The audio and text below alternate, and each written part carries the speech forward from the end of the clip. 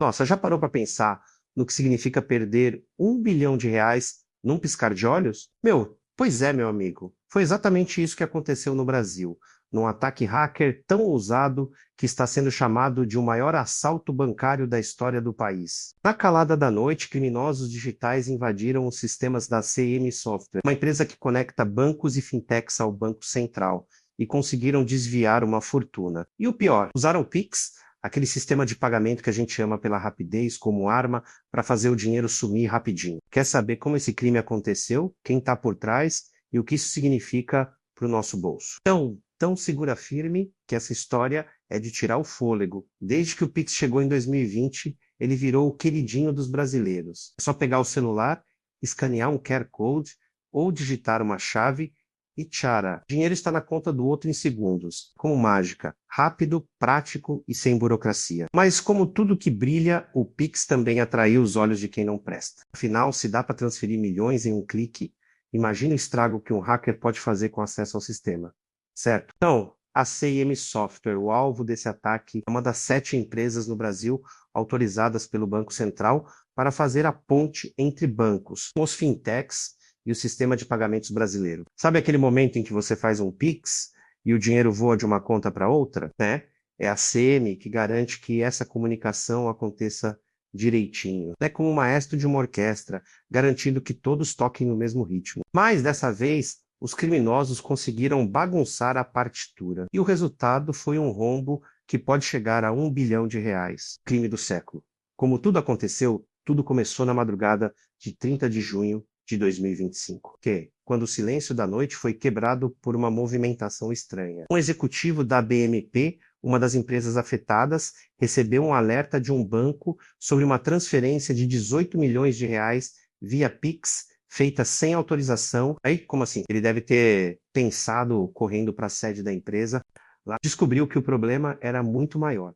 Hackers tinham invadido os sistemas da CM, uma software, e estavam desviando dinheiro das contas reserva de pelo menos 6 instituições financeiras. Essas contas reserva são como um cofre de segurança mantidas no Banco Central para garantir que bancos e fintechs consigam fazer transações entre si, como Pix, TED e boletos. O dinheiro ali não é o que está na sua conta corrente. Então, graças a Deus, nenhum cliente comum perdeu um centavo. Mas isso não torna o crime menos grave. Os hackers usaram credenciais roubadas, tipo login e senha de clientes da CM para entrar no sistema como se fossem funcionários legítimos, né? Foi como se eles tivessem a chave do cofre e saíssem correndo com o ouro. E o que eles fizeram com o dinheiro, né?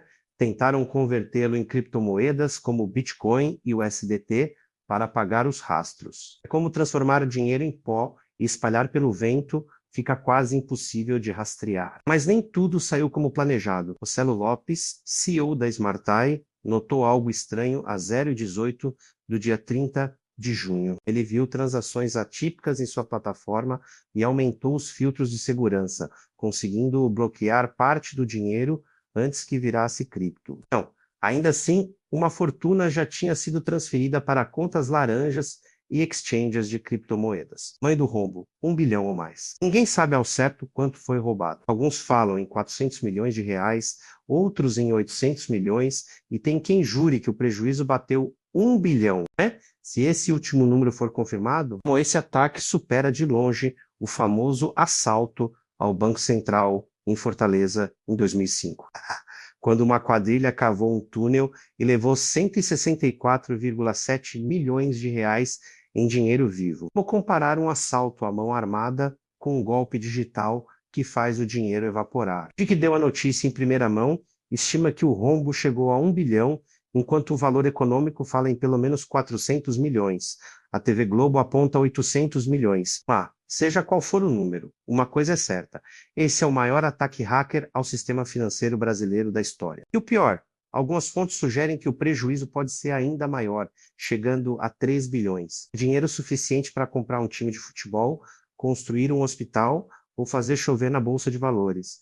Quem são as vítimas? As 6 instituições financeiras foram atingidas, mas só 3 confirmaram publicamente: a BMP, o Banco Paulista e a Credit System. BMP, que atua no modelo Bank as a Service, foi uma das mais afetadas, com cerca de 400 milhões desviados de sua conta reserva. Eles garantiram nenhum cliente foi prejudicado e a gente tem grana suficiente para cobrir o rombo, né? A Credit System e o Banco Paulista também disseram que o impacto foi só no Pix e que os clientes não perderam nada. As outras três instituições, mistério, o Central não soltou os nomes e elas estão quietinhas, provavelmente tentando apagar o incêndio sem chamar muita atenção. A CM Software, o epicentro do ataque, é uma empresa que está no mercado desde 1992, conectando bancos menores e fintechs ao SPB. Ela é como uma ponte que leva o dinheiro de um lado para o outro, garantindo que o Pix funcione direitinho. Mas, dessa vez, os hackers encontraram uma rachadura nessa ponte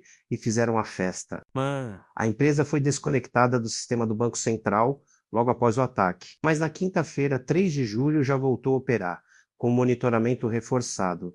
Como os hackers fizeram isso? Agora vamos ao modus operandi desses criminosos digitais. O ataque foi do tipo supply chain, uma tática esperta, onde os hackers não atacam o Banco Central diretamente, mas uma empresa que presta serviços para ele, como a CM, é como invadir uma casa entrando pela janela do vizinho. Eles usaram credenciais roubadas, provavelmente conseguidas por engenharia social, que é quando enganam funcionários para conseguir senhas ou instalar programas maliciosos. Uma vez dentro do sistema, os hackers fingiram ser usuários legítimos e começaram a fazer Pix atrás de Pix, transferindo milhões para contas laranjas. Depois, tentaram converter o dinheiro em criptomoedas para dificultar o rastreamento, como se eles jogassem o dinheiro num liquidificador digital para ninguém saber de onde veio. Mas o sistema financeiro brasileiro tem um as na manga, o mecanismo especial de devolução, que conseguiu bloquear parte do dinheiro antes que virasse Bitcoin